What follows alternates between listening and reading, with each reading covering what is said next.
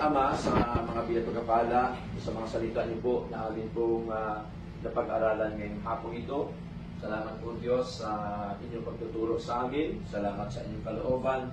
Salamat po Diyos sa inyong mga aral na amin pong napag-aralan, Panginoon. Salamat po sa inyo pong tinuro sa amin na kayo po ang aming prioridad sa aming mga buhay, na kailangan po namin, O Diyos, magbasa, manalangin at dumalo po sa inyong mga gawain, O Diyos.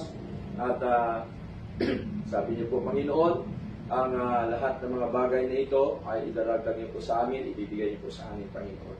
Salamat po, nawa, magawa po namin, O Diyos, ang inyong mga kalooban sa aming mga buhay. Magawa po namin ang inyo po mga kautusan. Tulungan niyo po nawa ang bawat sa amin, sa mga kapatid po ito, O Diyos, na bukas ang kanilang mga puso sa inyong gawain. Nawa sila po inyong ilusin, Panginoon. Pagpalaan niyo po nawa ang kanilang mga buhay, kasama po ng kanyang pamilya, ng kanilang mga buong sambahayan.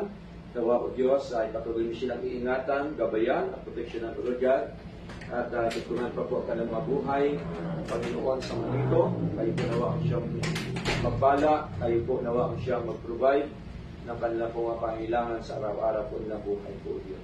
Salamat po, nawa ang inyo pong presensya ay patuloy po na manatili sa lugar na ito. At ang negosyo po ito, nawa, inyo po nawa pagpalain po, O Diyos.